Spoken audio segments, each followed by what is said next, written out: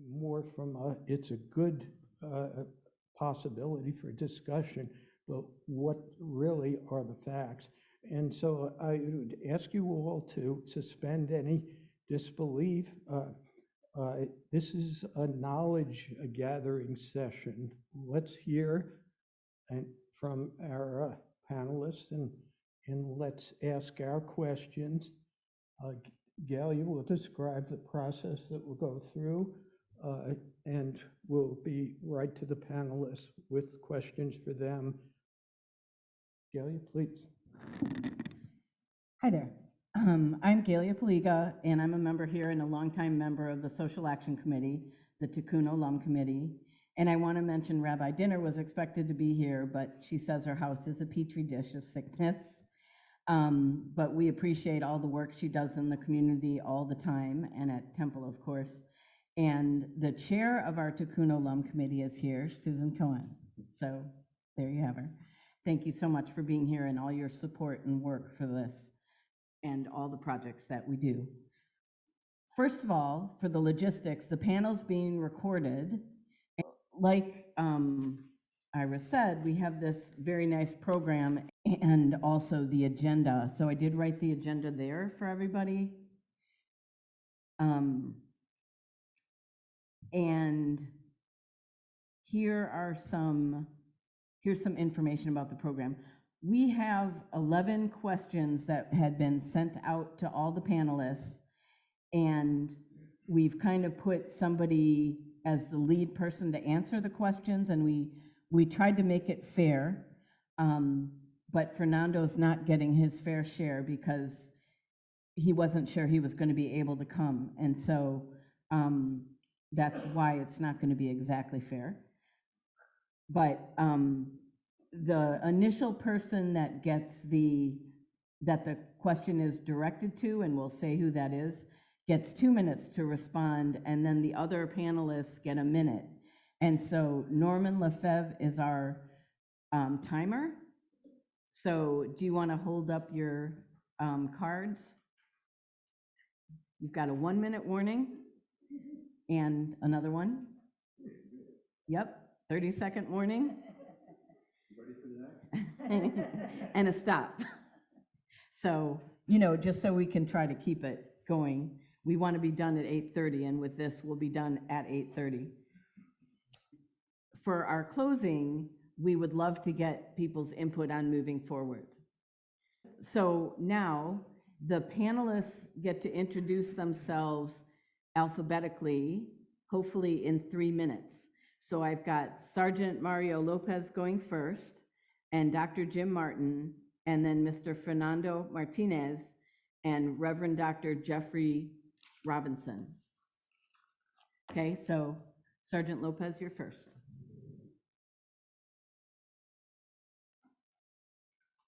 Good evening. First, I want to say thank you for everyone being here. My name is Mario Lopez. I've been with the Raleigh Police Department for almost 14 years now.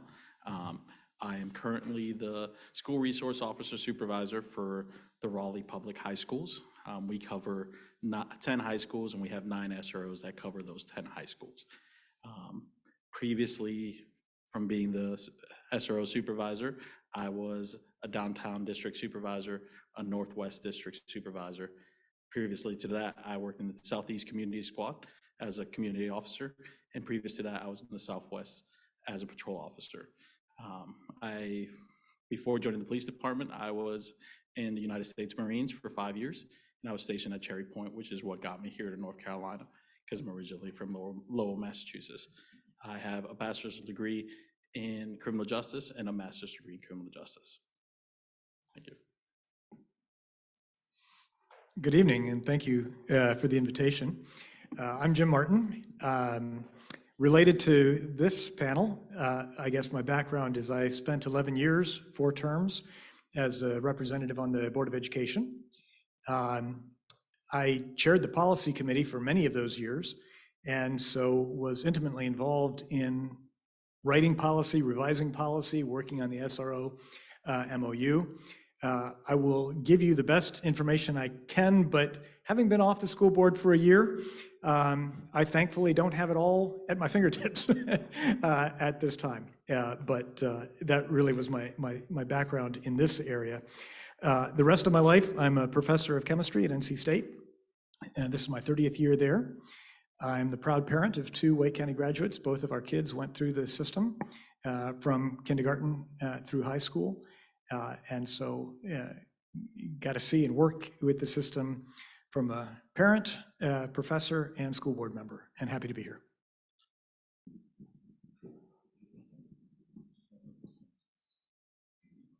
Can you hear me? Okay. Thank you for having me here. My name is Fernando Martinez. I have been a community organizer for almost 30 years. I have done community organizing around immigration reform and workers' rights. And about, let's see, 2005, about 18 years, basically working with families around public education issues in many places. I have moved around a lot. I start addressing and working with community around public education issues in Alabama, New Jersey, and in North Carolina since I moved here in 2012. For many of those years, we have focused on all the campaigns, such as implementing music and art programs, the construction of new schools, but school discipline has been one of the major issues where the parents and the students that I work with, we have focused on for so many years, almost 15 years, working around school discipline issues, working with Black families specifically, working with immigrant families, Latinx families, around the huge racial disparities that comes along when it's come to looking at the self-reported data from the school districts around the school disciplines, and that include as well the referrals and the increasing use of school resource officers to discipline students that end up pushing more Black students into the criminal justice system. Good evening. Good evening. Good evening. Can you hear me? If not, hello everybody, I'm Jeff Robinson. I'm Jeff Robinson, originally from Albany, Georgia, and by way of the United States Marine Corps, hoorah, that brought me to your state, found out about this great state. I started in '88 with North Carolina A&T at campus police officer as a student also. From there to High Point PD, where there I served mainly as narcotics and SWAT. From there, moved to Pitt County in Greenville, North Carolina in 1994. And I'm still currently sworn still as a reserve officer or reserve deputy with Pitt County. There, narcotics, SWAT, and SRO. So I worked in the school, and at that time I was assigned in Pitt County middle school and high school. So I had that, and detective and internal affairs.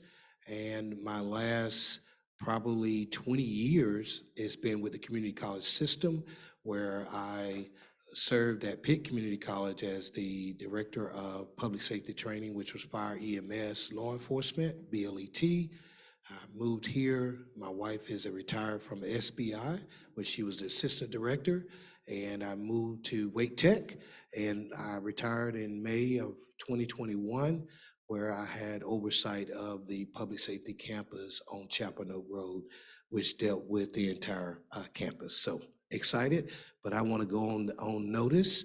All of these panelists, as well as others, know way more than I do. Everybody's introduced, so thank you, everybody. I am going to run through the first half, and Ira's going to moderate the second half. And like we said, we'll mention after the question who it's directed to. So the person it's directed to gets 2 minutes, and then the other panelists get 1 minute. The first question is, what is the criteria deciding whether a school gets an SRO? And we've got that directed to Dr. Martin. So it's not a terribly complicated decision. In fact, it's not a decision that gets regularly thought about and made here. Well, and it's going to be different in every jurisdiction, but I can speak to Wake County. So in Wake County schools, every high school gets an SRO. I believe there are 2 high schools that have 2 SROs, or at least there was when I was on the board. All of our, those SROs are generally provided by the state or the municipality in which the high school resides. Then every middle school has an SRO. Those are provided through the sheriff's office. And there are a few elementary schools. I didn't go back and look, but it was just the Apex elementary schools that had them, and that was a decision of the town of Apex. There has at various times been pushes among some folks to try to increase the number of SROs in elementary schools. At least when I was on the school board, we worked really hard not to do that. But like I say, the Apex municipality decided to do that on their own. 2 thoughts to add to this on assignment. You noted at the beginning that oftentimes SROs were placed in schools out of fear. And I just want to start out by recognizing that fear is a really bad motivator for policy. Because when any decisions are made out of fear, you never make as good of a decision as if you step back, breathe, and think about it. And so I think it's really important on this topic in particular to try to move away from fear and think more in terms of logistics and operations. And in that context, and Sergeant Lopez, you can correct me, but in some conversations I had with other police officers, it was noted that whenever there's a gathering of about 1,000 people or more, the general rule of thumb is at least 1 officer per 1,000 people for an event. And so in that context, when you recognize that our high schools are 2,000 to 3,000 students with staff on top of that, our middle schools likewise, those are kind of the logistics side of organizations with people. Okay, thank you. I know Fernando wants to comment. I don't know who else does. But if you have an answer to that question.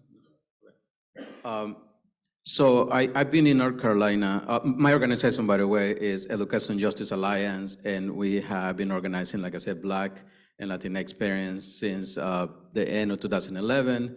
I moved here in 2012, but I make a point to learn the history and get involved in public education issues. So Dr. Martin knows the history better. You know, school resource officers or police in the schools had not been in the schools for a long time.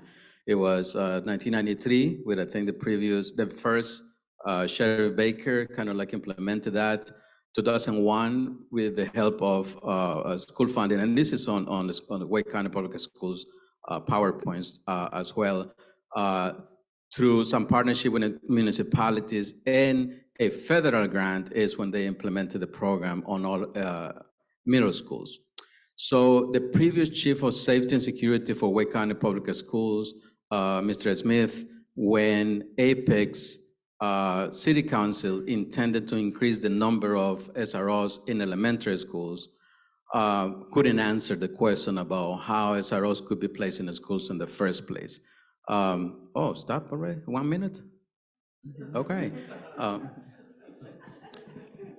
And the only thing I would like to say, I've had a chance to work with 4 different counties. So I lived in Gifford County, but we also had Pitt County, lived here in Wake County, but also pastored a church in Martin County, and all 4 counties differs.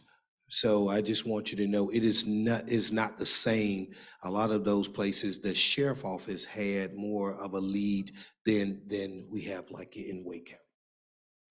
And just to reiterate what he just pretty much stated was that even every jurisdiction within Wake County operates differently. So whenever I am talking regarding the SRO program with the Raleigh Police Department. There will be some details that cover all SROs within the state of North Carolina, but I am specifically speaking about the Raleigh Police Department and our SRO program.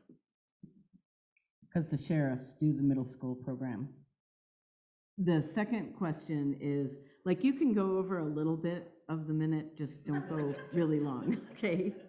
So if you like have a sentence or two to say, then you can say it, Fernando, but, Don't okay. forget, you've got Norman being the timekeeper, that's what accountants do, okay? You ask them to do it. That's true. Okay, question 2. Are all SROs law enforcement officers? And there's a second part. Are there SROs not in law enforcement? And this is directed to Sergeant Lopez. So this one's also an easy one. All SRO police officers are law enforcement officers.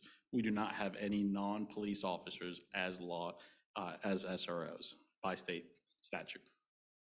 And is that true in middle school? Middle school, high school, they are, if they're an SRO within Wake County, they are a law enforcement officer. Okay, any other comments on that one? No. Okay, question 3. How are SROs trained? And also, can you talk about the memo of understanding? And this is to Sergeant Lopez. Okay, so every SRO has to complete a 40-hour SRO's officers training school. This is put on by the Justice Academy. That's the curriculum that we have to follow. Agencies can provide that course, but they have to follow the North Carolina Justice Academy that outlines exactly what is being taught. They go over things as the SRO roles, legal issues that they may face, gang awareness, dealing with exceptional children, juvenile mental health, campus safety and security, and responding to critical incidents is the main 8 topics, I believe it was. That, in addition to that, there's annual SRO training that is conducted online and put on by the Justice Academy. That's a 1-hour class that every SRO in the state has to complete. In addition to that, Wake County School Security and Wake County Schools also requires SROs to also attend two different events. One's the SRO Summit that's held in the summer. The SRO Summit consists of both SROs and school administrators going over specific issues within the SRO program, legal updates, any ongoing issues, anything like that. The SRO guidance session is another day where only the SROs attend, and these are more law enforcement specific towards the SRO program. It may be something as far as the most recent SRO guidance session. We covered safety and management at major events like basketball games, football games, going over safety plans, things like that, and really starting to bring up the questions regarding, hey, what can we do better? Okay, Fernando wanted to comment on that. Yes. No, does that one work? Can you guys hear me? Okay. I guess they do.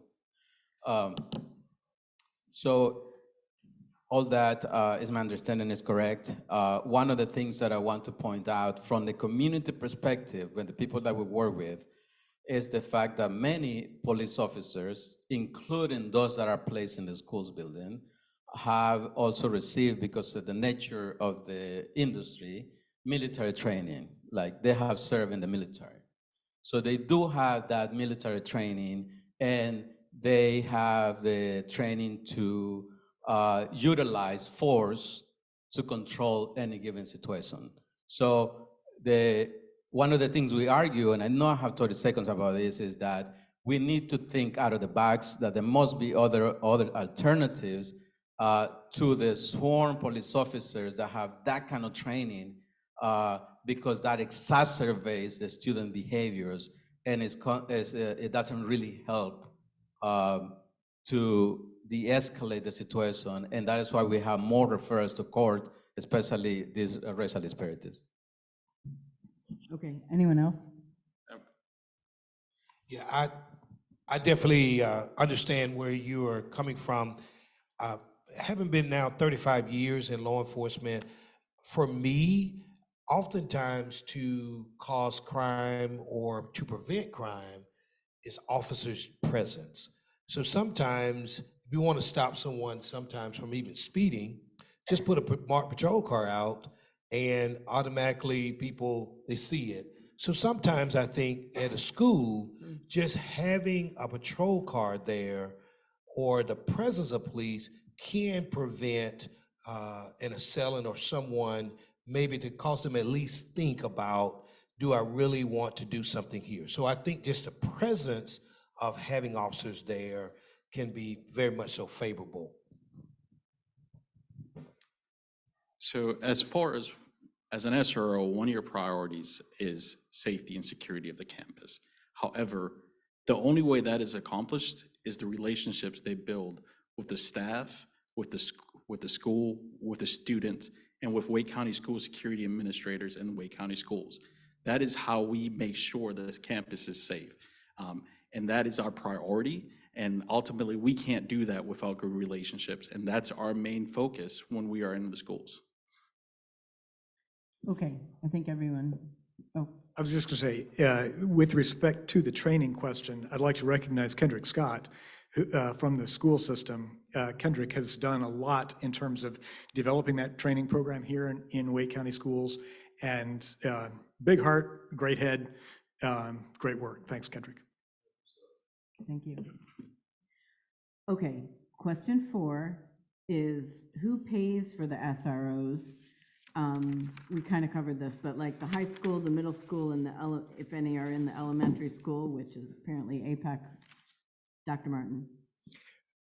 Correct. And so we're talking about the current situation. Fernando correctly noted that some of it was begun with Sheriff Baker with federal grants.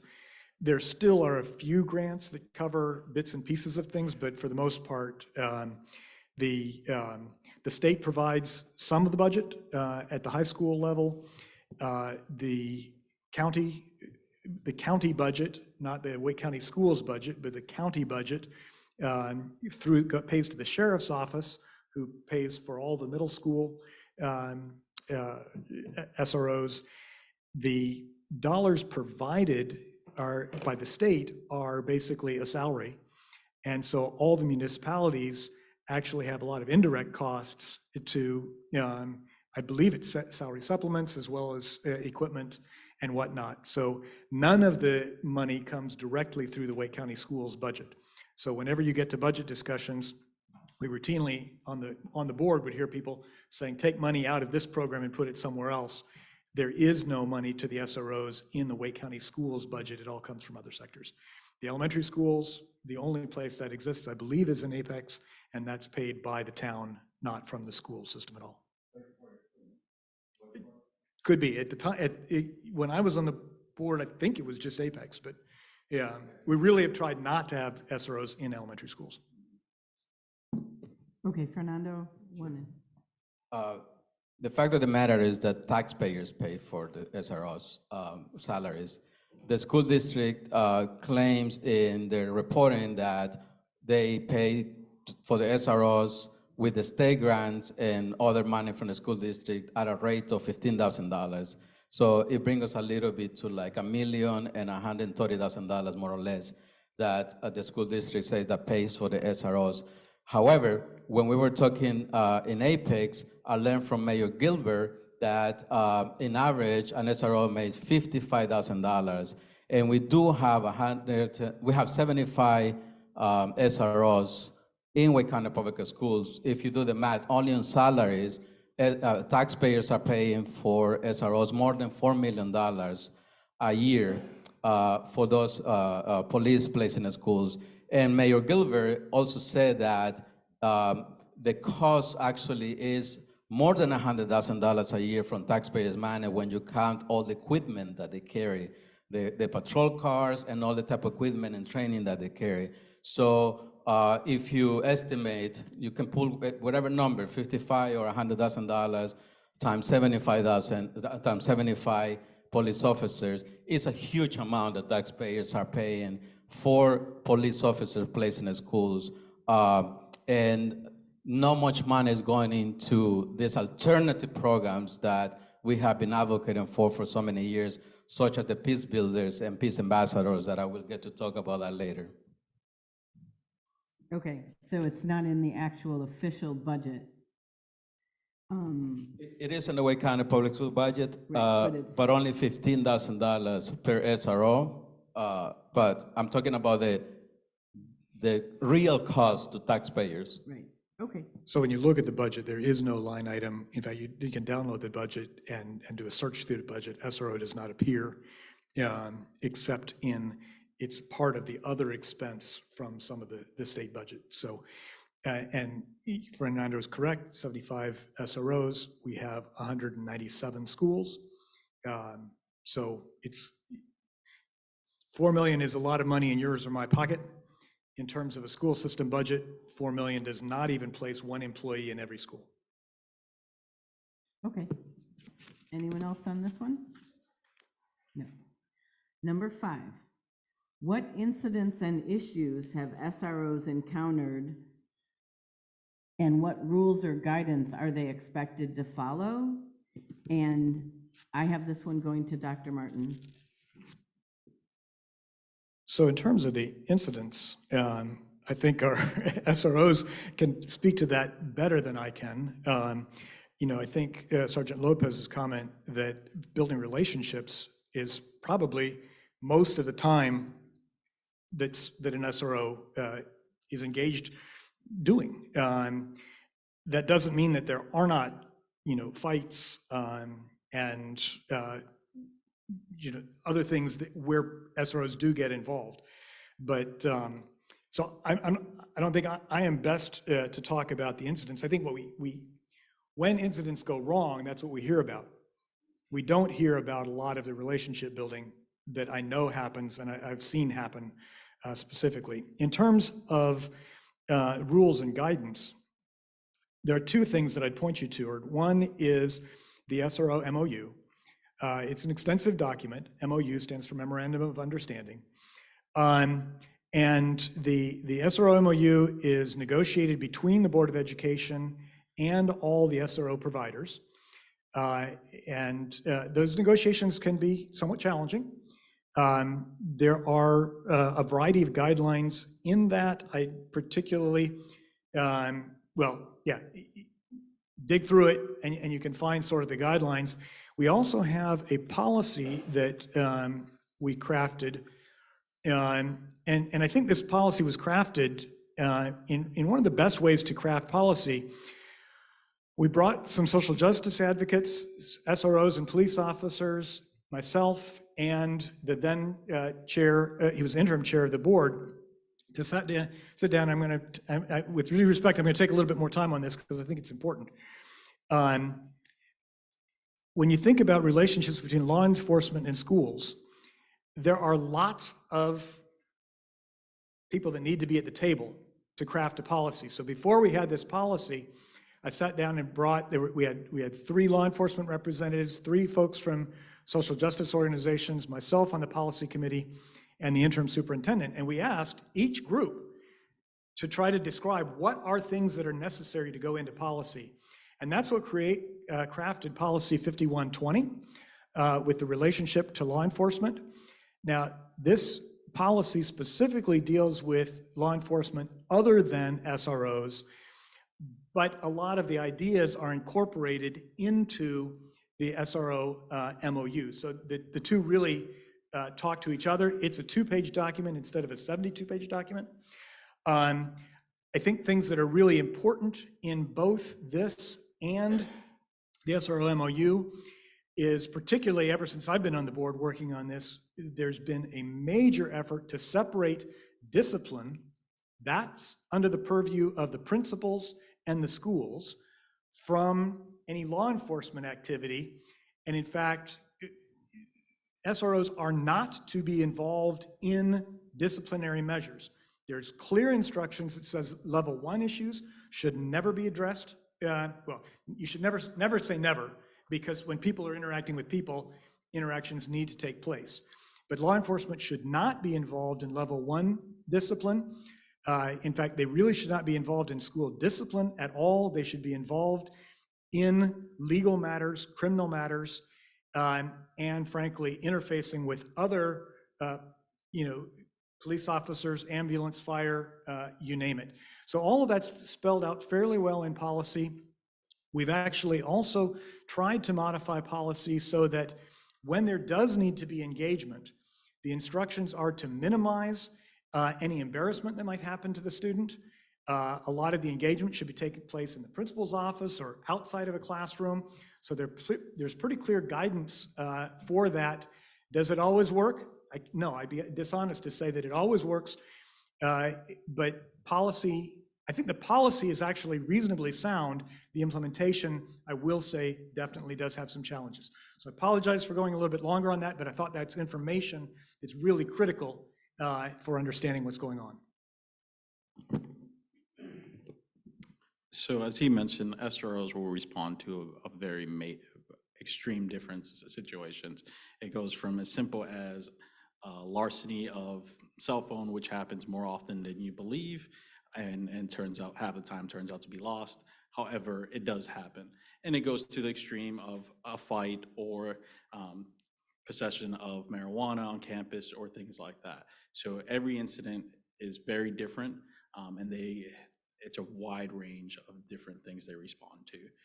It's important to understand that a majority of the time, the SROs are responding after the fact, unless it's like a fight and they're there. Usually they are brought in by administrators as far as, hey, we had this issue. And then if it's illegal, there are certain things they have to notify us about, certain crimes, certain things that happen on campus that they are obligated to tell us about. And then there are certain things that we have to take action on, if that makes sense. And for me, I say ditto. Personally, for me, being at a school as a SRO, traditionally, most of the teachers are females. And so me being a male, I found myself being there, that father figure, mentoring. And yes, we had all the different things, but the relationships that were established, the extracurricular activities, being there for them, it was exciting and rewarding. And although I was there to help protect and serve, I think it was more rewarding that I got more from the kids and being there with the parents as well as the staff and the teachers. So it was well rewarding for me. And I left out of there going, wow, that's powerful. I do appreciate the relationship building conversation. That has been one of the key points for Education Justice Alliance to push for years to get the school board and the administrators to think about relationship-centered schools in which the whole school community engage in building up their relationship with that student and their families.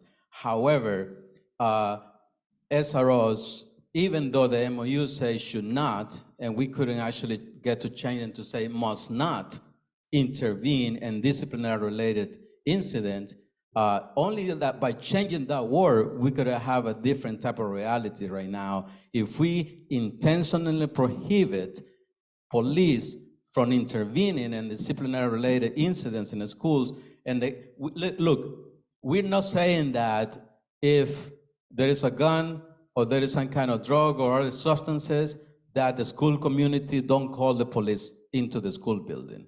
We're not saying that. We're saying that if it comes to rebuild relationship with the students and their families, we should be paying for more counselors. We should be paying for more psychiatrists, psychologists. We should be equipping that school with more resources than they need.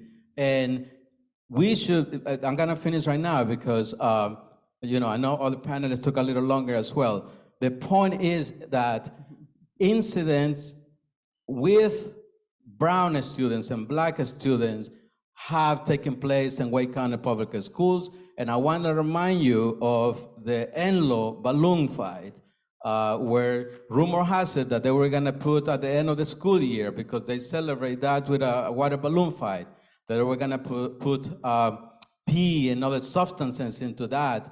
And the administration called the police, and then SROs and the Raleigh PD arrived and arrested 5 students and their parents. Rollersville, when the SRO actually physically attacked the student, right? Selena Rodriguez, and a student that was in foster care, got into a school fight in the bus. The next day, the administration dealt with that situation, but the SRO the next day told that she was not receiving enough of the punishment and went ahead and arrested her. That foster person was kicked out of the foster family, and we struggled for almost 7 days to get her a new family because SRO thought that the punishment that the school have given her, it was not enough, right? So the fact of the matter is that we here talking about that they should not, and they here to build relationships. All that sounds good on paper, but the reality is that they intervene in disciplinary related matters. And the administration called them because they don't have the capacity. They could use all the help that they can get, and the SROs in the school building, they rely on the SRO, and that's what is happening right now. Jim? With all due respect, there does need to be a little bit of correction to that, Fernando. I don't think anybody is going to discount that what happened at that Rollsville situation was wrong, and that officer was removed from the school. So unfortunately, no matter how good your policies are, that doesn't mean there will need to be some action. There was the action by both the municipality and the school system followed the policy, and that doesn't prevent something wrong from happening, but there was action after that. With respect to the Enloe situation, I know about that both as a school board member and as a parent, because my children were there. It was the community actually who called RPD. It was not the school. The arrests were made, and frankly, that example is why I will argue very strongly for SROs, because, and my children told me this all the time, that when there were incidents, and with all due respects to police officers, but when there were incidents, there were more incidents with RPD than there were with SROs. SROs had relationships and interactions with people, and it was, I think, shiny badge officers who did over arrest. They were called in by the community, not by the school system. Now, I will also say the school board needs to take a little bit of responsibility for that, because there was one parent who tried to disengage and was taken downtown. He was arrested on the spot, but never charged. And I will tell you that I tried to get the school system to apologize to him, because I believe the school system had responsibility there, and I was the only board member who was willing to do that. So I'm not going to look at this and say everything is peachy keen and hunky-dory. And I think we do need to take responsibility where we can. But I think to take those situations that were going awry and say this is the norm for the SRO program, I think is just a mischaracterization. And I think there's an awful lot of work both with the school systems, security groups, and the SROs to try and keep moving us toward a better place.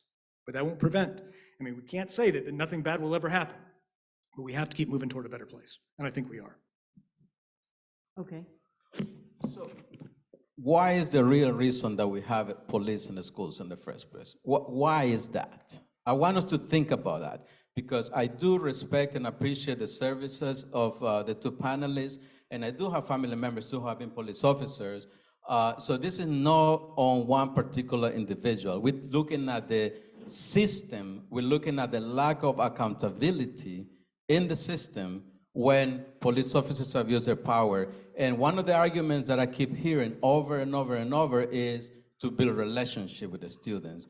And I was reading to a Secret Service report, the last one on 2021, and in all the incidents that they're listing where they were able to intervene before something happened, most of the information came to school administrators and school staff and their families, and only like less than 20% of that information came to the SRO directly. So I want us to think about who is the right person to build that deeper relationship with the school, with the student and their families. And I want us to reflect on that. Why do we have that surveillance into the school in the first place? You said surveillance into the school, but that's not why we're there at all. We are there for the safety and security of every single person in that school. Every single person, from the janitor to the principal to the student. We want to make sure that if something happens, we can respond appropriately. That is our main goal and objective there. It is not to arrest students. It is not to do any of the other things. The other things we have to do because that's part of our job as far as law enforcement practices and things we have to take care of. However, our main priority is the safety of everybody on that campus. Just like when somebody goes to church and you see an off-duty officer, their main objective is the safety of everybody in that building. As we sit here, multiple officers are sitting here, our main objective is the safety of every single person in this building. So it always comes back to the safety of the community that we serve. Okay, and that was sorry, that was like a new question introduced, and so maybe we could revisit that a little more later, and stick with the program for now. So number 6 is, what results have SROs achieved? And this is directed to Reverend Robinson. I hate to say those words again, relationships. It's been great for everything that I've seen with SROs, and I've had a chance to just really look at the SROs being there. It's blossomed and morphed to a lot of different things now, and I think that almost the relationships are lifelong, and the people are able to, the staff, the teachers, the students feel comfortable. And I want to go into, as a parent, I want to say as a parent, I felt so comfortable. And as you said, your kids went through, all 3 of our kids went through public schools. And we understood and heard about that, but having a SRO for me as a parent really helped me to really see, to feel, to be comfortable.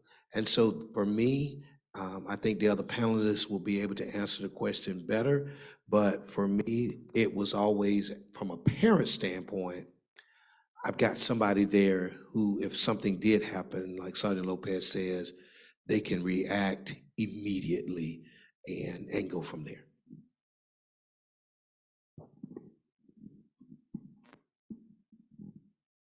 I will note that I get uncomfortable whenever I'm around a uniformed officer, and I'm a white male, so I get it. So I'm not more comfortable because an SRO is there. I'll be completely honest. At the same time, when we ask, what results have we achieved, and it gets a little bit back to why I believe we need to have SROs in schools. There's frankly it's largely an operational aspect. What I saw is without SROs, we don't have not just a relationship with kids, but it's with the building. Not everybody on the RPD knows where all the keys are to a building. The SRO does. Not everybody on the RPD knows how to, if the fire truck needs to get here. Not everybody knows the campus. And so our schools are large enough organizations, just sheer think about the mechanics of operating, frankly, a small town, right? You need somebody who knows the building, knows the keys, knows connections. So everything we talked about personal relationships is really important, but having somebody there who is a relationship to all the other, public entities, and just the organizational aspect of it is important, particularly in our high schools, which are kind of the size of some small towns. Fernando? Yeah, once again, I've been clear about my position on that argument of relationship with the students, What I can tell you in the data, Dr. Martin is a numbers person, and he has been on the board for so many years. So the core referrals in 2016, 2017, it was a total of 871. I got this from the Wake County Public School District, by the way. And white students, out of those 871, it was only 165 students who were referred to criminal to courts. It was 572 black students. 871 that were what?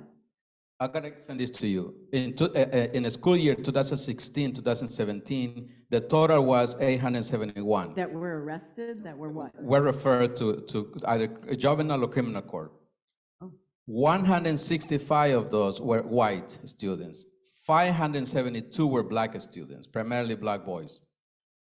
The school year 2017, 2018, 513 students were referred to courts. 111 were white students, 326 were black students. 2018, 2019, 567 students were referred to to courts. 133 were white students, 364 were black students. So what I'm asking you is to think about this and evaluate, right? Whether what you think is the benefit or you're hoping that is the benefit is worth causing that damage and that many black students that originally and traditionally have been oppressed and have been profiled and now have been denied the opportunities. And that along also goes to other students. I remember that during the election year, 2016, when that president number 45, because I don't like to mention his name, was running, there was an increase in attacks on immigrant students, especially Muslim students. Guess what? The only municipality that serves Wake County Public Schools that actually increases the numbers a lot for Latinx immigrants was Raleigh PD. And this is on the numbers as well. I don't have it, I'm gonna find it soon and I'm gonna send it to you, but the point is that relationship building should not be the reason why we have police in the schools. If we want to do work on prevention and intervention, let's invest in more psychologists, therapists, let's invest. Why don't we just implement a peacemaker or peace builder program as we proposed it for years?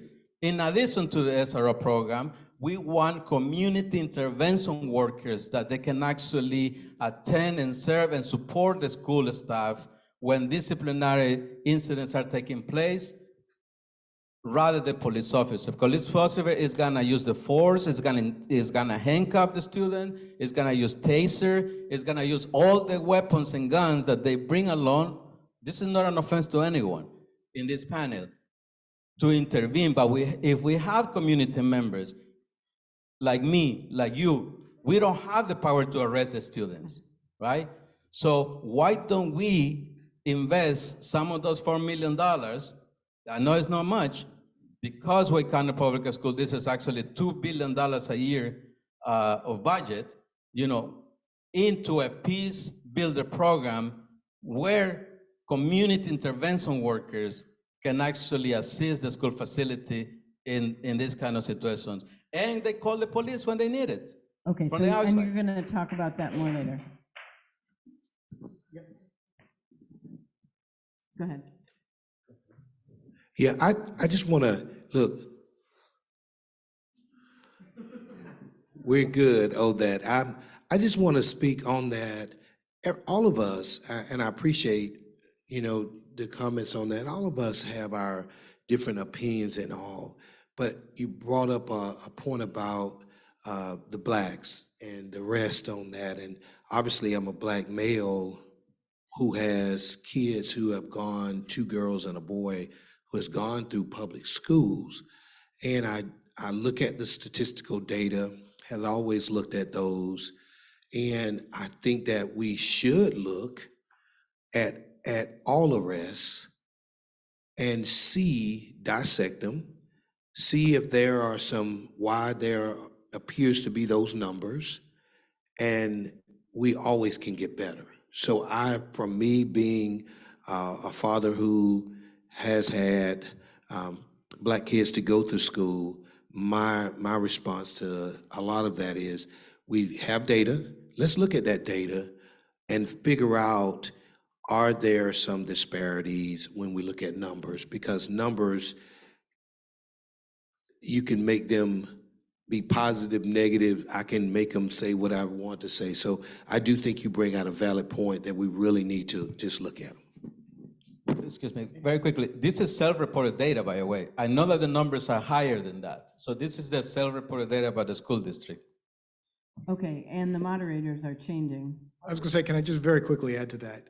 There are real problems, and others know. A lot of us have worked on and will continue to work on these racial issues. I don't think it's fair to put that all on SROs, because if you look at other disciplinary issues, you got the same problem. If you look at even assignment to classes, you've got a lot of the same problems.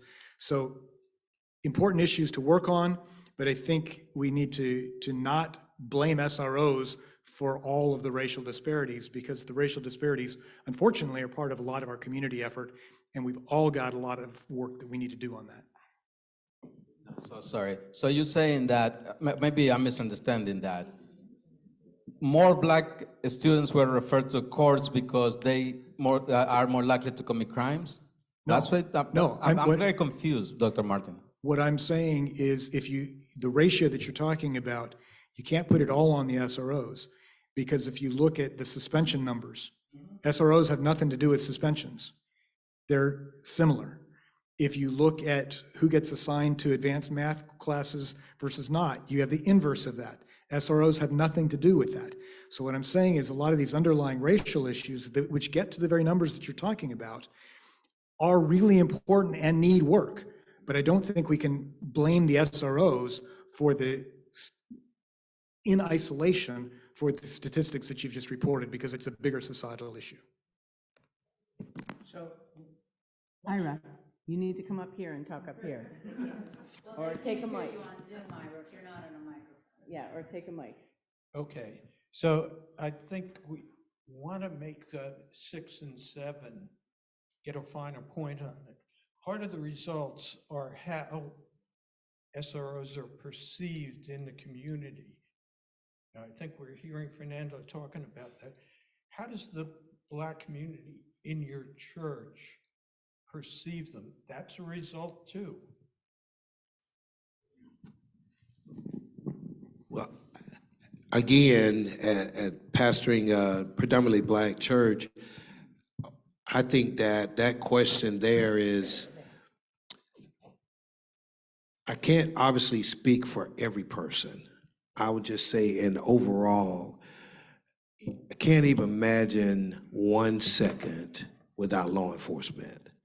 1 second to have someone just to know that law enforcement is there, that helps out for them not speed and do those type things. So I think what I'm excited about, Ira, as you answer that question, is that dialogue. I think that if we see data and we can honestly do what we're doing tonight, is to spark a curiosity and say, you have introduced numbers. Why? And I think that's the question. It becomes why. Can we look at those numbers? Can we work and sit at a table and say, hey, as you said, Dr. Martin, that disparity is all across all the different neighborhoods, community, but why? And I think that's going to take time. And I don't think it's just going to be just in the school system. It has to be across the board in encounters with law enforcement. So he's about to put that stop on me. So I'm going to say stop, Jeff, which is very simply, I think for me, it's important.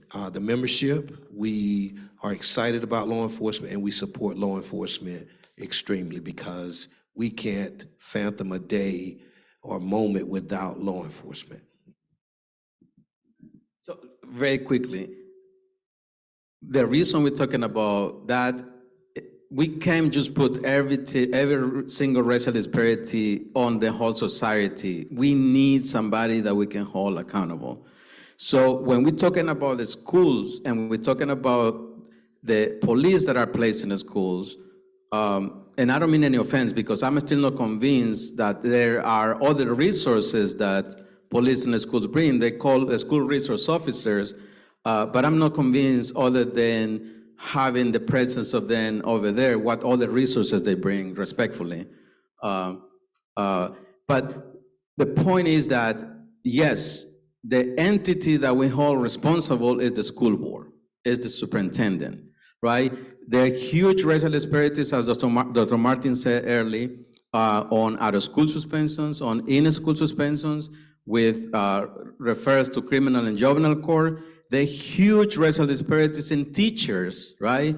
We have 24% of Latinx or Hispanic students in Wake County, and we only have 3.5 Latinx teachers, right? So what we're talking about here is, if we know that, because the data is there for years. I mean, Dr. Martin was in the school board for so many years, and he did what he could when he had the opportunity. But we taxpayers must have somebody that we can hold accountable, and that is the school board, that's the superintendent, and that is why we're talking about this racial disparity. And by the way, the other reason why we have those numbers is because there is no body that can hold SROs accountable. Last time we tried to get the MOU with a more positive language, Mr. Smith, he's the one, actually, if you have a problem with an SRO, it says on the bottom, email this person, right? But when I talk to him, he's like, I have no control. I cannot discipline a police officer from Raleigh PD because the chief of police is the one need to discipline or investigate the SRO misbehavior. Same thing with Apex, same thing with the sheriff, right? It's like a hot potato. There is no entity. We don't have a board that hold police officers accountable for these huge racial disparities. We don't have it. And this is also at the state level. You know, there is no an accountability body where we can go ahead and complain. That is why my organization, Education Justice Alliance, is helping families across the state to file complaints on SRO abuses against the students. I'm going to ask a simple question. It's number 8. So what are the statistics? Because accountability is a word. Accountants or accounting generally revolves around some sense of performance. What did the person do? When did they do it? How? And what are our numbers? What does it suggest? Are we talking about, as in Rolesville, just one instance?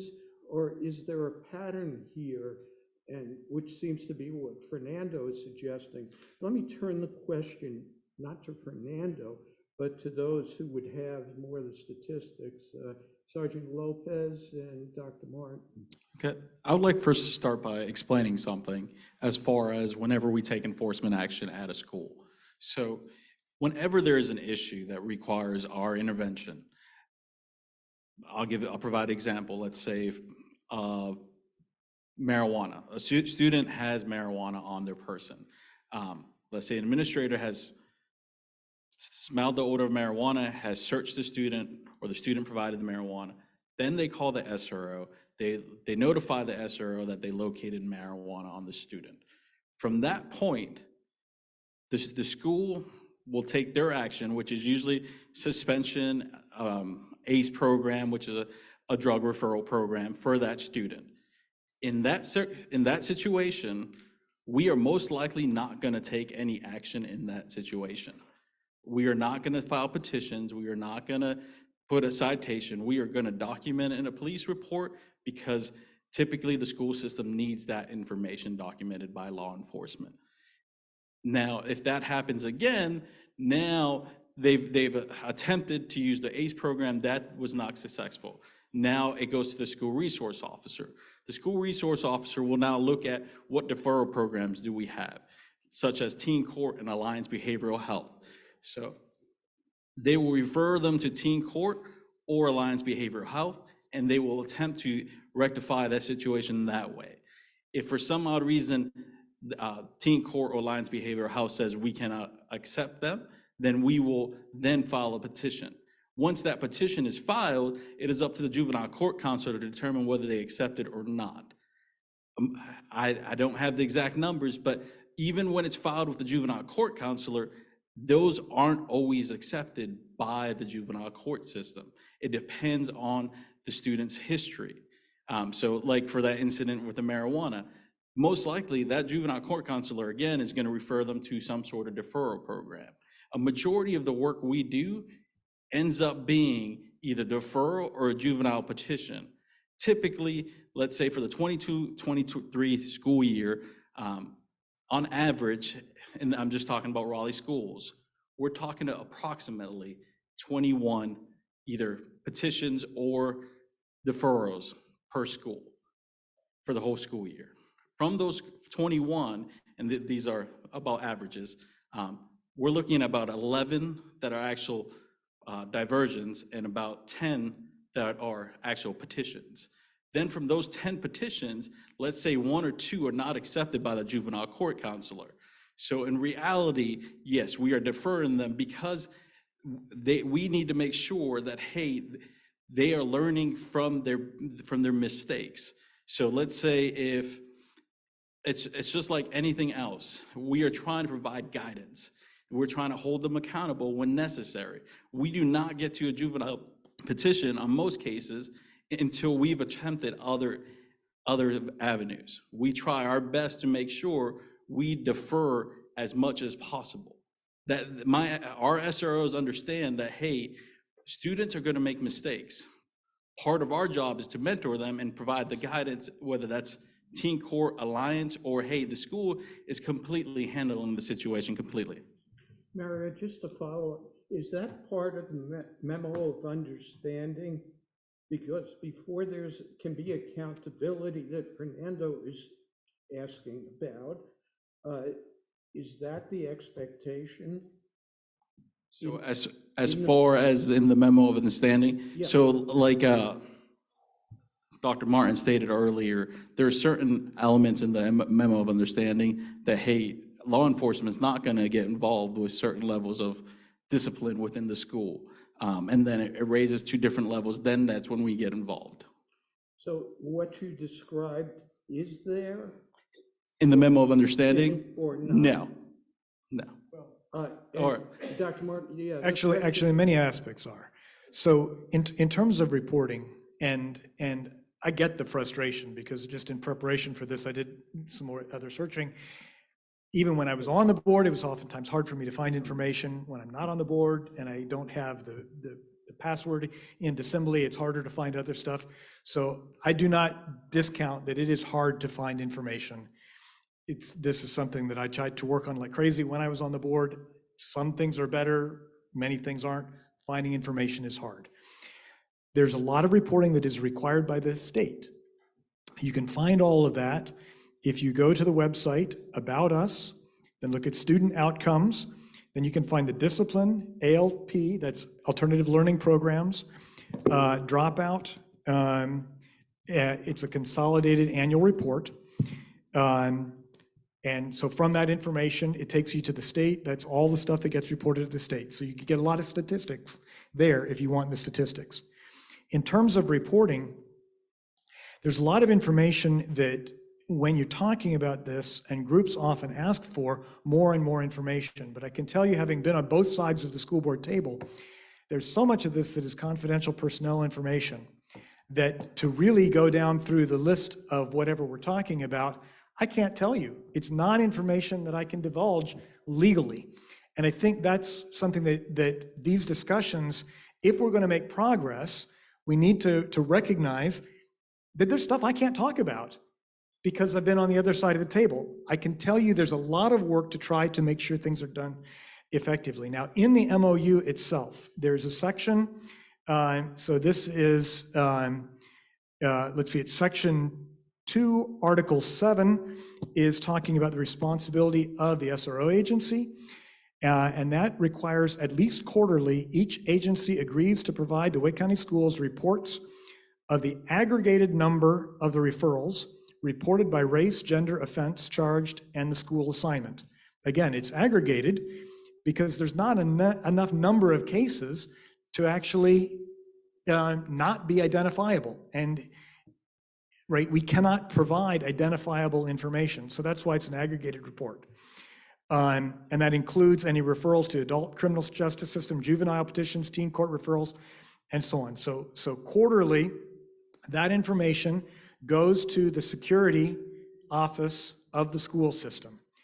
Then in Article 4, Section 5, there is a list of multiple things that are required for the school system in terms of reporting. And this is largely the responsibility of the principal, including the name and staff member making the referral, detailed information explaining the circumstances that led to the referral, right? So this is, if the school refers to an SRO, all this has to get documented.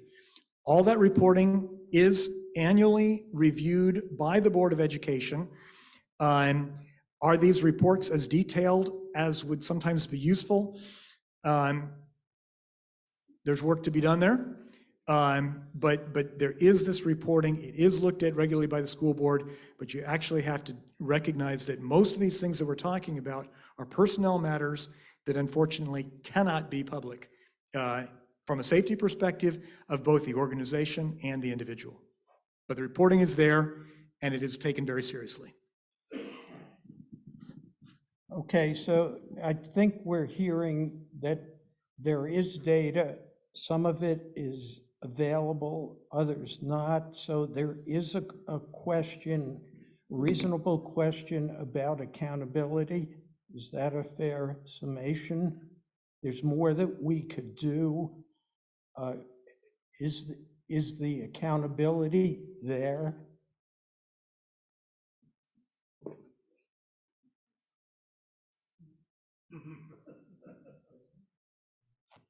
So that's one of those kind of have you stopped feeding your wife questions.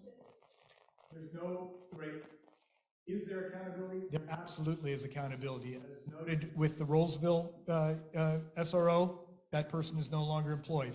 There have been multiple SROs who have been removed from holding that office. Accountability, unfortunately, is sometimes, if the decision was made that I was requesting, then accountability happened. If it didn't, then there wasn't accountability. So, I mean, with all due respects, a lot of these discussions, accountability is oftentimes wanting to punish a system in the same way we don't want to punish students. And if we're really going to make progress, we've got to get away from the idea that accountability is punishment and more thinking about how do we move forward to have a better functioning organization. I know that on the school board, that is major work that was done while I was there, and having talked with my colleagues who are still on the board, absolutely that's there, having talked and worked with school staff who handle discipline. Absolutely accountability is there. Does that mean there aren't very challenging things to deal with? Does that mean that things are done perfectly all the time? No. Are the very racial issues that Fernando raised taken absolutely seriously? Yes. The amount of work that goes into that, incredible amounts of work are going into that. Can we solve all the problems? Boy, I wish we could. Okay. So very quickly, from the community perspective, and again, you hear me saying before, we work with Latinx, we work with Black families. There is not accountability, there is no SRO accountability. When we try to address this issue with the school board or with the superintendent's office, like I said earlier, it's like playing the hot potato, like, oh, we can, no, I can't. It's not me. You have to talk to the chief of police. Guess what? We do have 11 different municipalities, including the sheriff office in Wake County Public School District. So we have 11 different law enforcement agencies in Wake County Public Schools. The school district, the superintendent did not wanted nothing to do with accountability, and they didn't even dare to even engage a conversation about putting some kind of accountabilities in place when an SRO is abusing their power. Sergeant Lopez said earlier that they want to hold the students accountable. I heard him saying a few minutes ago, look, we, the community, most of the people are afraid of police officers, are afraid of the chief of police, right? This is not part of a practice to go to the chief of police to file a complaint when an SRO has a track record of some sort of behaviors, right? Like I know there are some SROs out there that take it into their own hands to check driver licenses while parents are dropping their kids to school. Who make them border patrols? I don't know, they just felt like it, right? So who do we want to complain against that? Or to at least document that? The superintendent's office, they just not even want to talk to you about it. The board members, they don't dare to engage in that conversation. Dr. Martin. I think it's fair to say you've laid the gauntlet down. I don't know that we're going to agree tonight. I think there's a sincere effort to find common ground, and we're not here to force agreement, but this is something that we can pursue. Last word, Barrett? Yes, I'd like to make sure that you understand there is accountability, okay? So if, let's say, whether it's a student, a teacher, a parent has an issue with an SRO, he can contact the principal, the assistant principal, they can notify the supervisor, and then I will start looking at it. If I can't handle it, or if it turns into something a lot larger, then it will go up to my lieutenant or my captain, and even to internal affairs, and an investigation will take place. So some of the things we do on a regular basis is ensure our SROs are doing things properly. I'm out there trying to make sure that, hey, they're supported, as well as they're making sure they're doing things properly. I speak to assistant principals, I speak to principals, I speak to Wake County School Security Administrators to ensure that if there are any concerns, we are addressing them as best as we can, and we are holding the SROs accountable. If it turns out that, hey, this person does not need to be an SRO, then we will go down that route. But there are things in place to hold people accountable. It is not realistic to go to a different organization and try to hold somebody else from a different organization accountable. You have to go within that organization. So if you see a pattern across, let's say, Wake SO, RPD, Holly Springs, every single agency or enough, then yes, I think you need to bring it up to the school board and see what they can do, because it's obviously an issue across the board. However, if it's an issue with a certain jurisdiction, you have to try to solve that within that jurisdiction. And I'll be real quick. I think that when we talk about accountability, I think you asked me a question from a pastor standpoint. Yep. I think one of the things that from a predominantly Black church, one of the things they would just ask one thing, and I know we have some ICARE members here, Bishop Sharp and all, and I think, and also me as a Black male, I would just want to make sure, and that's training, impartial policing, that's continuous training, and understand and ask one question. If this crime or so happened, if it was a white person, if it was a Black person, if it was Hispanic Latino person, I think the training has to be, and the one question has to be, would they all get the same treatment? And that right there is, I think, one of the areas that we all can improve on, and that's the challenge. And so what I think you bring up tonight for me is more conversation about asking that one question if this crime is committed or alleged, would it be treated the same? And that's the challenge for me, has always been the same, that I have to internally look at. And I would just add the point, the North Carolina Task Force for Racial Equity in Criminal Justice has made 7 specific proposals related to this exact point. This is not something we're going to solve tonight, but we do have to focus energy on it. I understand they have committees working on each of those 7 proposals, and I think this may be a point where we can continue our discussion, not only about what's been raised tonight, but what those across the state have said, so that we can make progress, as I think everybody wants to do, across the state and right here in Raleigh. In the interest of time, I'm going to then put us to question number 9. Has Wake County considered a pilot program on alternatives to SROs or the SRO process? I mean, what is the school board doing, Dr. Martin? No, it's What's Fernando input? Okay, first Well, Fernando. Well, Is there anything being considered? currently not. We have proposed to the school board and the superintendent, the previous superintendent, Superintendent Moore, to implement a pilot program for what we name Peace Builders.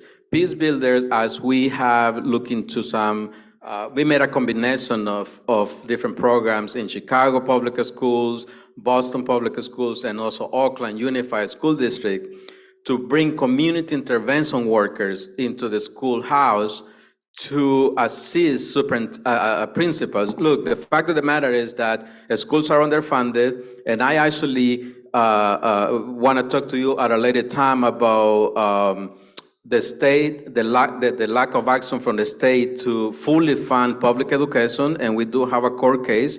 Dr. Martinez is familiar with this, the Leandro case. So schools are chronically underfunded in North Carolina. Principals lack that other resources, extra resources, so they will use any help that they can get, right? That is one of the reasons they relied a lot on law enforcement, because many times law enforcement is actually paid by the municipalities, not paid by their own budget. But we want the school district to implement a Peace Builder program as a community intervention program, the one I described earlier, where people, regular people who don't have uniforms, don't have guns, tasers, the power of the training to profile, you know, Fernando Martinez, right? Maybe he's wearing some kind of color today, so we're gonna profile him. I'm not saying that that's the general practice, but community intervention workers don't have that, and we believe that if we target at least 3 of the highest schools that have these referrals, and we implement a Peace Builder program that is equipped to de-escalate with restorative justice practices, that become a coach for the school community on how to build a strong relationship with a diverse group of families, that we're gonna reduce these numbers. We're gonna reduce these numbers. And we only asking for very little money to pilot the program, you know, because we believe that if we even do it in like 5 or 10 schools in Wake County for 3 years, we're gonna be able to show you numbers that the referrals have gone down, because then the officers are only gonna be called when they are actually needed for gun-related things, for drug-related things, not for breaking a fight in the school gym. So unfortunately, no, because Dr. Martin probably knows better how difficult it is to make decisions inside, so, but no. Okay, and Dr. Martin, can you respond to that? Is that notion reasonable? So this is a situation where I will argue very strongly for an and, not an or. The Peace Builder, I'm a conscientious objector. I'm a pacifist. So yeah, having a gun in a school, I wouldn't put him there with all due respects, right? I mean, that's my background. That's my perspective. But what we're talking about are really two different things. SROs fill many more roles than, right, that don't get involved in discipline. They're not supposed to. In terms of breaking up fights, that is primarily to be done by school administration. And so from a structured standpoint, a lot of what you talk about are the roles formally of assistant principals. Unfortunately, we don't have enough of that either. So our schools are severely understaffed. People don't recognize, we got 200 schools. A entry-level person costs more than $60,000, right? That's about a $40,000 salary till you get benefits and retirement. So just for easy figuring, $60,000 per entry-level employee times 200 schools, that's $12 million for one person in a school. Now, what do we know? What do we need? We need more social workers. You realize we have 100 social workers for 200 schools? We have not quite one nurse for every 2 schools. We have, I forget how many psychiatrists we have. My point is all of these support services are severely, severely understaffed at schools. We need more personnel. In terms of the issues of profiling, unfortunately, that happens with administrators, that happens with teachers, that happens at the checkout at the grocery store, right? There are so many cultural things that we've got to work on. I'm not willing to lay it all on the SROs and say all this racial profiling fully lies on their shoulders. Do we need to address it when it happens in those situations? Absolutely yes, just like we do in every classroom. So we've got multiple lines of conversation that are absolutely critical here. Do we need to implement things like this? Various things are implemented. Your specific Peace Builders has not. Circle programs have, peer counseling. We have a lot of counselors at different schools who have implemented things like this. So yes, there are many things like this going on, but unfortunately, we currently have no budget. I can't say we, I still talk we like I'm on the school board. We have no budget to hire the personnel that we absolutely need. And by the way, folks, we can do it in Wake County. I'll pitch it now like I was still on the school board. I say we need to give a dime for education. Why do we need to give a dime? One dime of taxes to our property taxes in Wake County would bring in $150 million a year. That's not state dollars. That's what we could do right here in Wake County, and our tax rate is in the lowest, I don't know what it is, right? It's below the 25%. We're in the lowest quartile of all the counties in North Carolina. We could do this. We're too cheap. We could put a social worker and a nurse in every school. Let's do it. Okay, so it sounds like that's a specific recommendation that we can agree has merit. SROs are in a situation of doing things given the lack of budget, given the lack of resources. SROs are part of the team. Yes. But we're all running with too few players on the team. Give a dime. Okay, well stated. Well, what I will say to both 10, 11, and for the group here, the questions are, what do students and parents and teachers think about SROs? Are SROs accepted? And what is the impact of SROs on students, families, and the quality of education? So those were the two questions. And there is, Reverend Robinson recognizes, right, there is no one voice. Like say, ever since I nearly had a gun pulled on me by a police officer for accidentally turning right on red where it wasn't supposed to happen. And my kids were young in the back of the car, and they were yelling and threatening to take me off to jail while my kids were in the back seat of the car. As soon as I see a police officer, all the signals go up, and I'm a white male. Okay. So you see, the point exactly, right? So we can't say that there's one voice. If you've had a bad experience, guess what? Those triggers go off. If you've been protected, guess what? Those triggers go off. And I think we have to recognize that when we're having this kind of discussion, that there is that diversity of experience, that diversity of perspective, communication, relationship. That's the only way we're going to progress. Okay, last comment, and then if we have the concur from the panel that we've covered off the last question, Very quickly, we'll go to Phyllis. the decision is, we need to have a honest and intentional and a transformational conversation in Wake County about the role of SROs.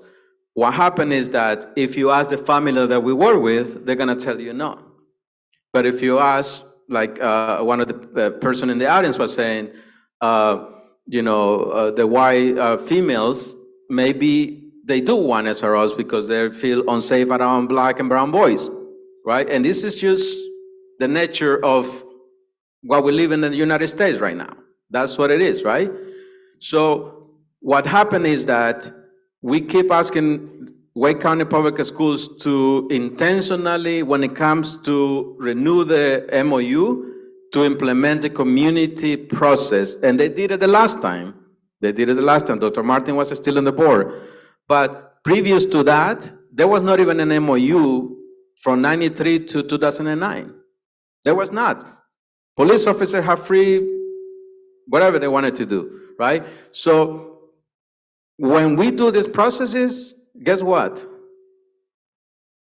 Less than 20% of all the surveys answered are Black families who answer the surveys, and it's even less than 7% Hispanic families as they classify us in Wake County.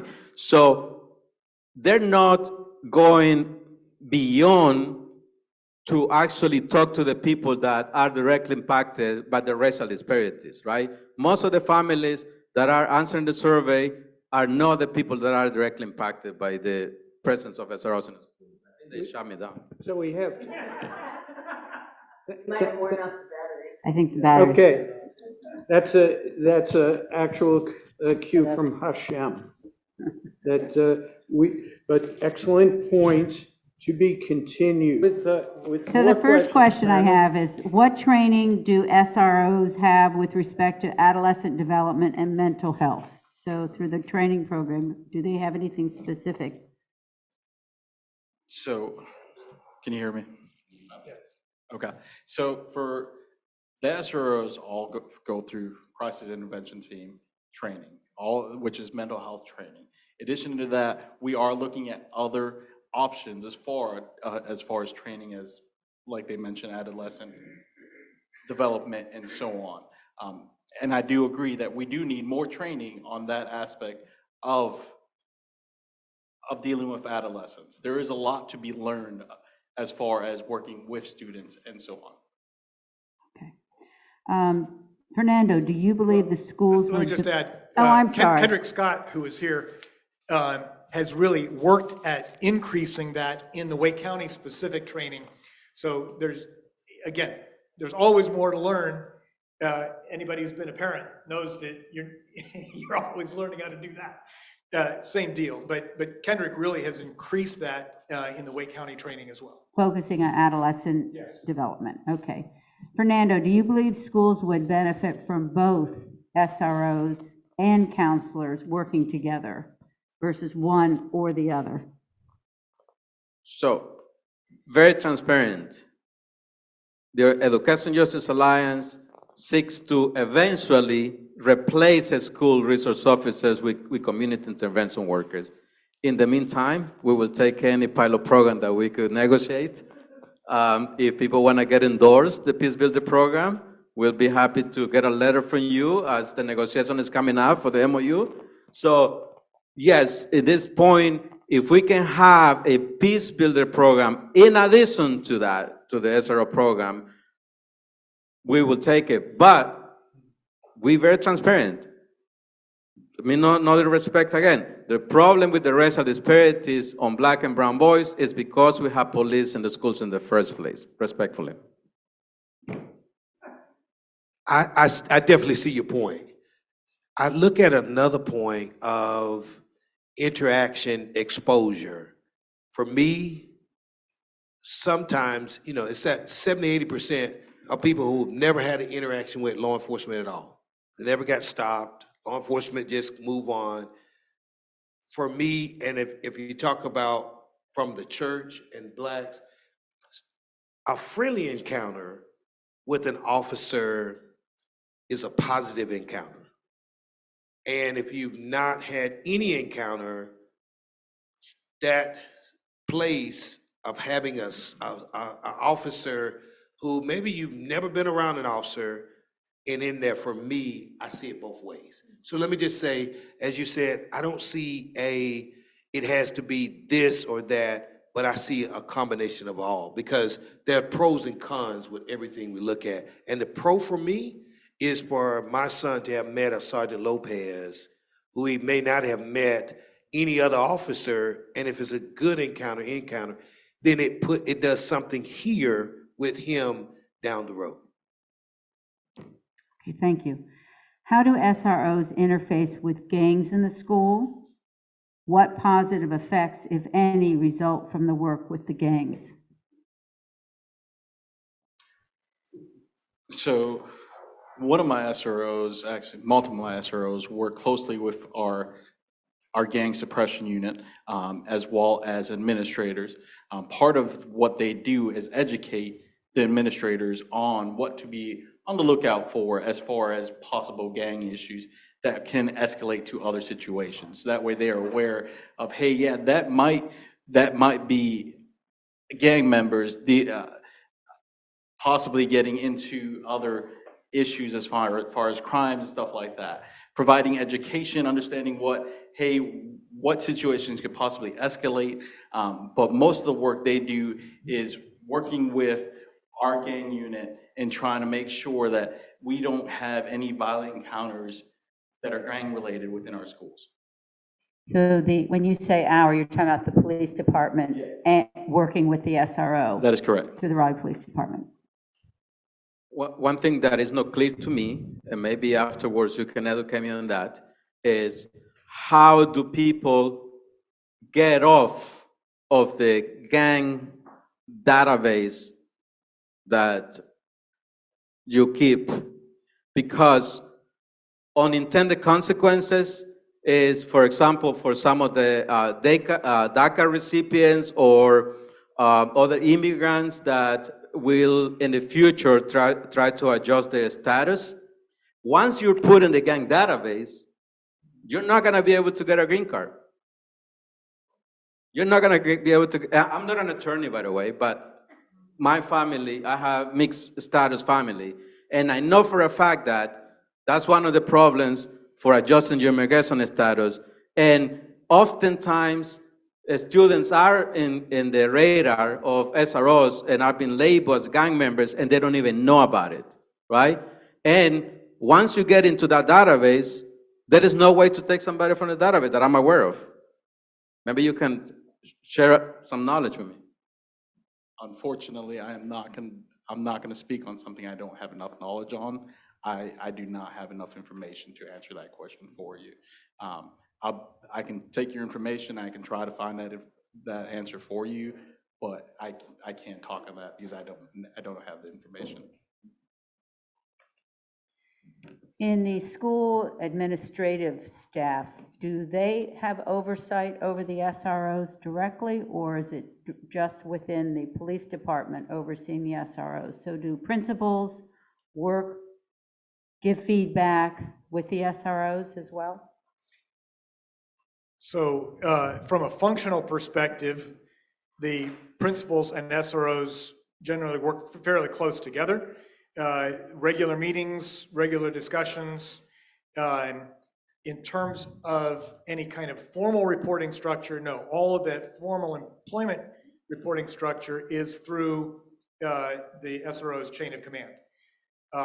As noted and is articulated in the MOU, if there are issues, there's clear protocols where the principal would not go directly to the SRO supervisor. The principal would go to the head of security at Wake County Schools. Wake County Schools would then interact with the supervisor of that unit.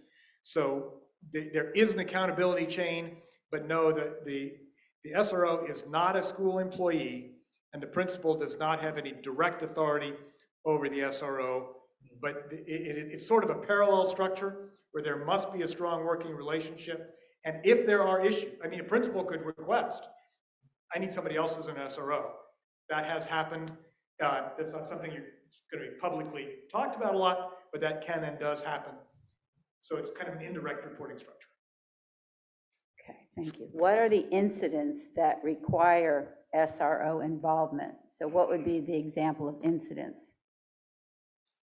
For example, weapons on school campus, a sexual assault are two easy examples that are, hey, that requires SRO involvement. And you mentioned drugs, I think, earlier? Yes. And drugs. Ultimately, they have to report it and provide the drugs to the police department so they can place in evidence, because the school system is not going to continue storing drugs or anything like that. Right, you noted theft is another. Right. Yeah. Cell phones, we heard, which are usually lost.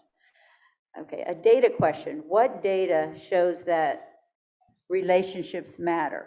So we've talked about building relationships. So have you been able to establish data that shows building the relationships matter?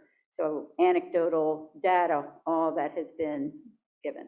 So talking about what you've been talking about. So I have a feeling I know who answered that one. Okay. Yeah, well, the reason why I can answer that, we just came back from Indianapolis, Indiana, meeting with the U.S. Attorney and with the different cities throughout the United States.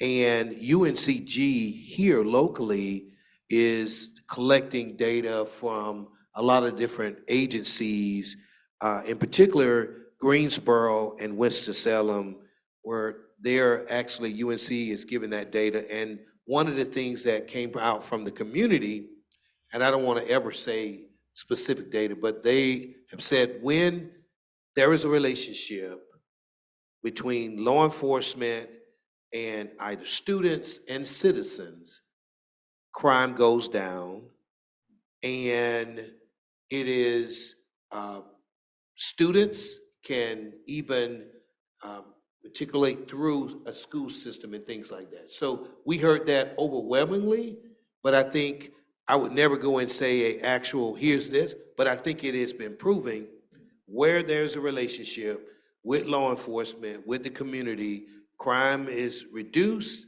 and students are more successful.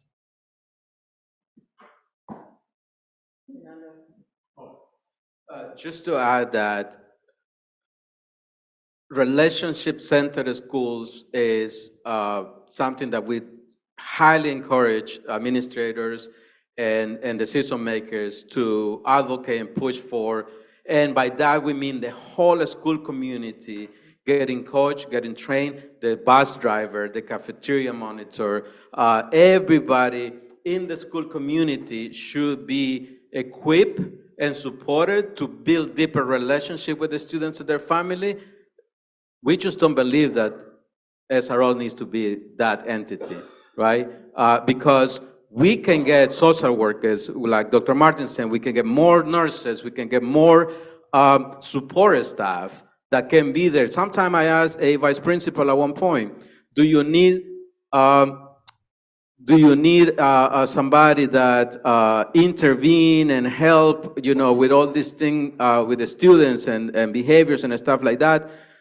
They say yes. And I said, do they have to be armed police officer? He say, not really, right? So our point is that community intervention workers can go deeper in relationship building than police officers with black and brown bodies, because I'm not gonna even say that again, but this country traditionally have police more black and brown bodies in and outside of the school buildings.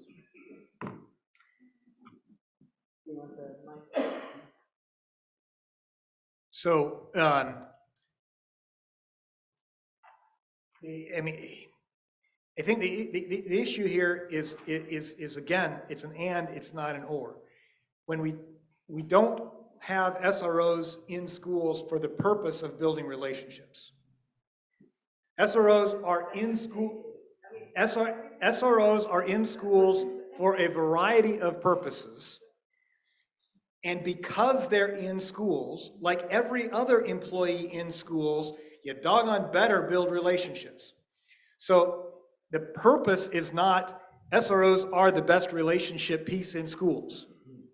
But SROs do fulfill a variety of roles, and anybody in a school, from the janitor to the cafeteria worker to anybody in school, better be building relationships with kids. So I think when you hear SROs talking about the value of building relationships, they're not there for the relationships, but they better have relationships or they're not going to be able to do their job. And like anybody else in the school, if you're not building relationships, you don't belong in a school. So you acknowledge that they're not there to build a relationship.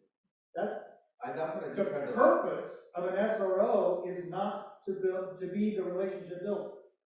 The social worker has much more responsibility for that. But the SROs are there, right? As a chemistry teacher, I would be there primarily to teach chemistry.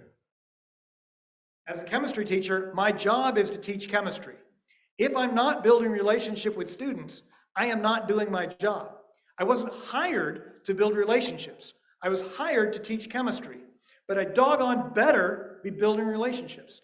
And I think you can make the same argument for every employee. And since tonight we're talking about SROs, that's what we're talking about. They're hired for the SRO responsibility. But to do that, you better be building relationships. Right. So, just one thing. Anything you could say to a police officer could be used against you. Everybody know that, right? So I just want to acknowledge that once again, the problem of having police in the school is having police in the schools in the first place. Because as Dr. Martin said, it's not the first purpose to build a relationship, so why are they in the schools in the first place? This is my first question. I've been trying to not say something because I don't ever want to move on fear. I think that we live in a world that if we can't operate just in fear. But I also have to say from my heart right now, is SROs there to protect and serve. And we've got to look at the world we live in today. We've got to look at these school violence, the school shootings. It's proven data that until law enforcement or someone who can stop and act get to a scene, plain and simply, lives are lost. I really didn't want to say it because I don't want to go on the fear side. But at the end of the day, we see this as a daily, it's almost a weekly, monthly event that there are some strong, violent crimes that are going on in our schools.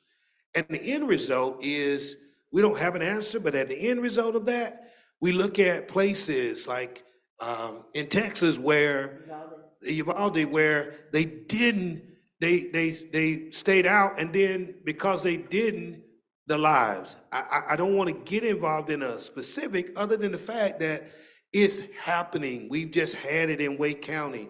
It's only, the world we live in today, it's only going to get worse. And I don't want to say that.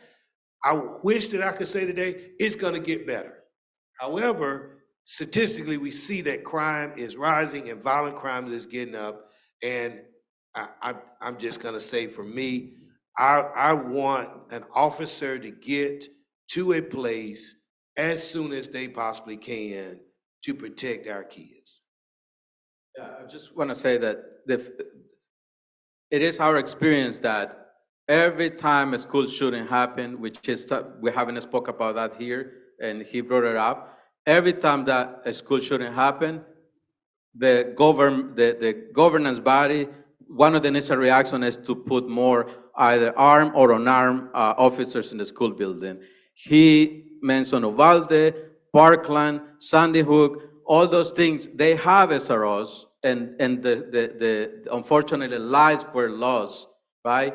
And that didn't stop what happened over there. And we feel deeply the loss of life, but we're just trying to correct the problem that is not there in the first place. Like, we need to be talking about the easy access to guns.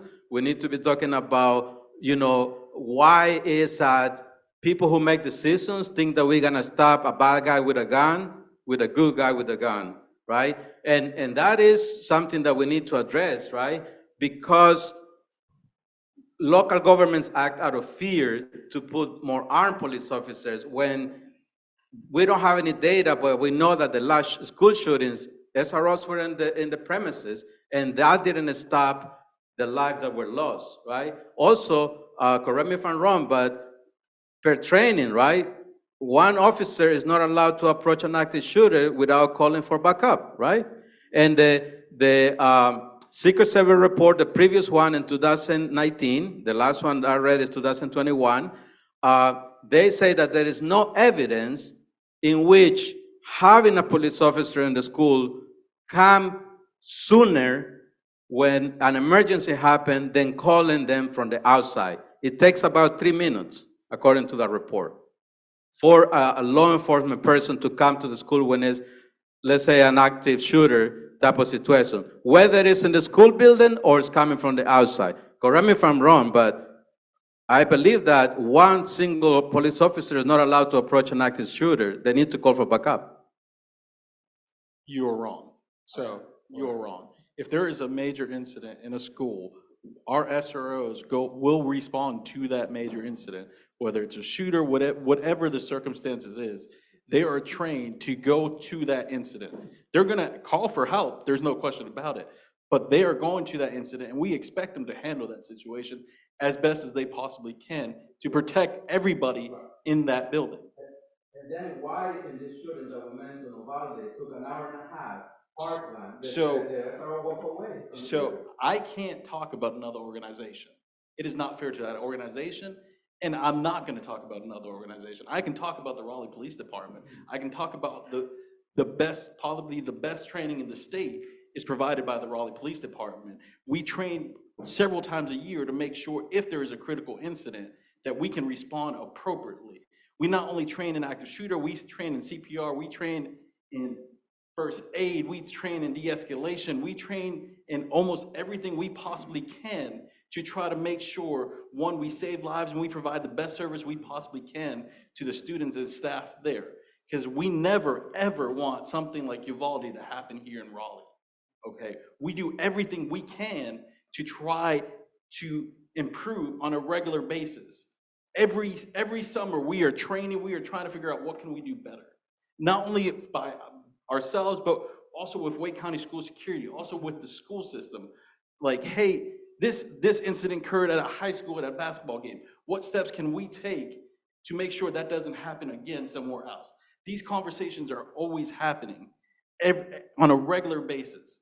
So every month, I meet with other Wake County schools, SRO supervisors, to discuss different issues, different concerns, things that we can improve, things that, hey, what is Cary doing that might be better than Raleigh? Or what is Raleigh doing that might be better than Wake SO? We take our time to try to figure out how do we improve not only our organization, but all the SROs in Wake County. So we every single day, my SROs try to do their best to provide the best support and service to the students and staff. Could you do all that even from the outside? What we're questioning right here is the regular presence of police in the schools. That could all be done, and thank you for all that, even if you come from the outside of the school district. Okay, so have you been to, I assume you've been to Adelona High School? Yes. Okay, how many times have you been there?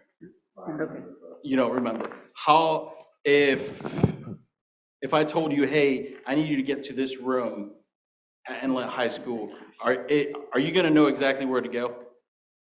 If I'm not there on a regular basis, I'm not. Correct.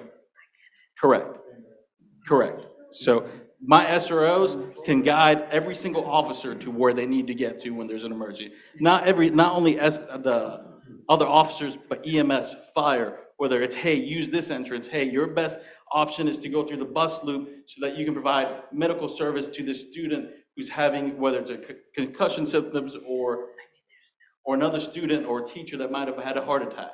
So that is one of the benefits of having an SRO in the school. So how many staff on SRO have staff on active shooter in the history of the US? So the only thing we see is the negative things that happen. You don't see that, hey, what the SROs prevented in the news. You're not gonna see that. You're not gonna see that they were able to work not just by themselves, because it would be arrogant of me to say, hey, SROs do everything by themselves. It is completely a team approach with the school system, with Wake County School Security, with the students, because a lot of the times the information we get is from the students, from the relationships not only the SRO builds, but also from the staff, which is super important to get anything accomplished. That's how we get things done. Okay, I- so hey, I'm Can I gonna- just say one last thing? All right. Dr. Martin, you mentioned something about, and I'll just ask you to do the research for yourself. You mentioned something about money.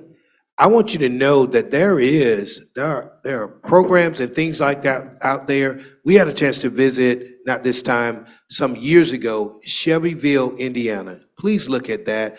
All you have to do is Google, if you would Google the safest school in America, it is unbelievable what they have. They have doors, all the doors in the school will actually can handle a gunshot, and they have different things. They deploy smoke, gas from out of your smoke detectors in there. The sheriff office controls the school. From being able to see that, they're able to lock down the entire school, lock doors, shut doors. It's a dollar thing. So when you start thinking, I just ask everyone to look at Shelbyville, because for me, those kinds of things are expensive, but one life is expensive also. So to that point, and this really came out of the safety review that we did my last year on the board, is hardening schools make us think that we get them safe. All hardening operations do, not all, but 90% of what they do is cosmetic. You cannot live in a bubble. You cannot harden your way to safety.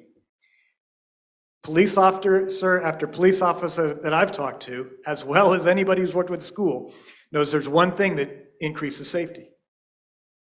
People who give a damn about their fellow man and woman. If we don't care about each other, if we don't build community, all of us, we're not going to have safety. The law enforcement officers, like all first responders, have all kinds of responsibilities. Stopping a shooter is something we talk about a lot because we live in a horrible country in terms of our gun population. It's a good country, but in terms of our gun problem, it's horrible, right?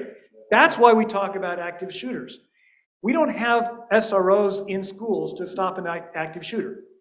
One person can't do it. I can tell you, when I'm in front of a classroom at NC State, I'm surveying the crowd. I've had some students I've been worried about. We saw it happen up at Chapel Hill, just down the road. When I walk into a classroom, I'm worried, and I've been doing it for 30 years. But what's going to keep me safe? Building relationships with students, with other faculty members, and having more bodies in the schools. We've been talking about SROs as though they are responsible for all the problems, or going to save all the problems, save everything from bad happening. Neither is going to be the case. We all have a responsibility. You want great programs for safety in schools? Train students. Train students to watch out for each other, to be peer mentors, peer ambassadors. Right? The issues that we had at Southeast Raleigh, just a couple weeks ago, right? Students working with students are the way to bring safety to a school. There's no SRO that's going to save that kind of a problem like peer students can be. SROs can be partners in that training. Teachers can be partners in that training. Social workers can be partners in that training. So can every one of us in the community. We've got to build a community that cares about each other. And when that happens, we're going to have safer schools. Okay, so thank you, everybody. Round of applause. Okay, we'll have a quick close. Number one, we will send out a link to the program to the people that signed up. Number two, okay, number three, speaking of what happened in Southeast Raleigh, there was a 4-hour community meeting that was amazing, I've heard. And if you can listen to that, you want to listen to that. 4, like, you know, would you be, to the panel, would you be interested in further discussion at a later point, maybe? Okay. Okay. To the audience, would you be interested in a follow-up? Okay, wonderful. Thank you. And I think it's clear that Wake County and all the North Carolina schools need more money. And I'm glad that they're suing for the Leandro case. And, you know, that 10-cent idea in Wake County is nice, but all the schools need more money. They need nurses, they need TAs, they need social workers. So thank you, everybody, for coming and for staying.